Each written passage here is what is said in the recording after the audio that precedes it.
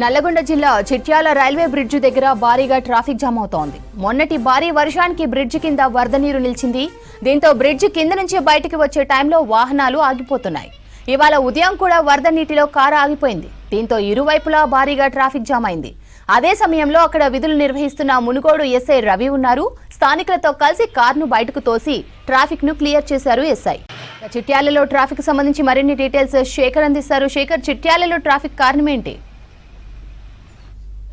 జిల్లాలోని జాతీయ రహదారి NH65 పై చిట్యాల వద్ద రెండు వైపులా కిలోమీటర్ల మేర ట్రాఫిక్ జామ్ అయింది. హైదరాబాద్ నుంచి విజయవాడ వచ్చే రూట్ లో రైల్వే అండర్ పాస్ ఉంటుంది. అక్కడ లోతుగా ఉండడంతో పెద్ద ఎత్తున వరద నీళ్లు వచ్చి అక్కడికి చేరాయి. గత 2 రోజుల నుంచి కూడా ఇదే పరిస్థితి ఉంది. ఆ వరద నీళ్లతోటి వాహనాలు కూడా రాకపోకలకు తీవ్ర ఇబ్బందులు ఎదుర్కొనడంతో వాహనాలను ఎక్కడికక్కడ నిలిచిపోయాయి. దాదాపు కిలోమీటర్ల మేర ట్రాఫిక్ జామ్ కావడంతో ప్రయాణికులు వాహనదారులు తీవ్ర ఇబ్బందులు ఎదుర్కొంటున్న పరిస్థితి.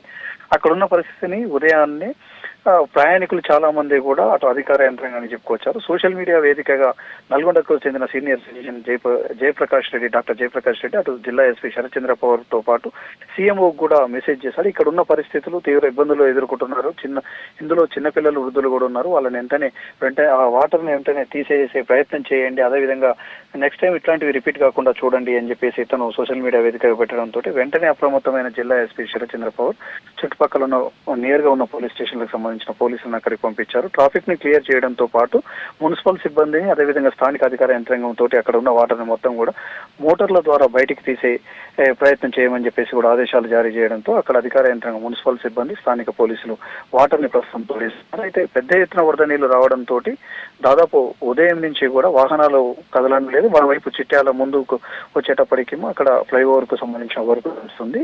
వెనుక పెద్ద కాపర్తి దగ్గర కూడా వర్క్ నడుస్తుంది. సో రోడ్డుకు సంబంధించి పెద్ద ఎత్తున ట్రాఫిక్ జామ్ అయింది. వాళ్ళు విజయవాడ నుంచి, హైదరాబాద్ నుంచి విజయవాడకు వచ్చే క్రమంలో ట్రాఫిక్ జామ్ అయిందని చెప్పేసి రివర్స్ లో విజయవాడ టు హైదరాబాద్ కి వెళ్లే రోడ్ లో రివర్స్ లో వచ్చారు. దాంతో రెండు వైపులా ట్రాఫిక్ జామ్ అయింది. ఇప్పుడు పోలీసులు వెంటనే నల్గొండ ట్రాఫిక్ పోలీసులతో పాటు చిట్యాల పోలీసులు, మునుగోడు పోలీసులు అక్కడే ఉన్నారు.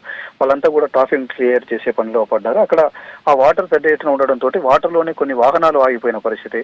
అక్కడ వాటర్ లో ఒక వ్యాన్ ఆగిపోవడంతో అక్కడనే స్థానిక మునుగోడు ఎస్ఐ ఇరుగు రవి అక్కడే విధులు నిర్వహిస్తున్నాడు. వెంటనే వాటిని తోసి అదేవిధంగా ఆ వాహనాలను పంపించే ప్రయత్నం చేశాడు. అయినప్పటికీ కూడా ఇప్పటికి కూడా ఇంకా ట్రాఫిక్ క్లియర్ కాలేదు. అక్కడ ఉన్న అధికార యంత్రాంగం మాత్రం నీళ్లను మోటార్ల ద్వారా తీసే ప్రయత్నం చేస్తున్నారు. శ్రవంతి, ప్రస్తుతం అయితే ఇక్కడ హైదరాబాద్ నుంచి విజయవాడకు వెళ్లే వాహనాలు ఏవైతే ఉన్నాయో రామన్నపేట నుంచి మళ్ళీ చిట్యాల వైపుగా మలిచే దారిని మళ్లించారు పోలీసులు. ఇప్పుడు ప్రస్తుతం అయితే కొంత ట్రాఫిక్ ని క్లియర్ చేసే పనిలో స్థానిక పోలీసులు ఉన్నారు. శ్రవంతి.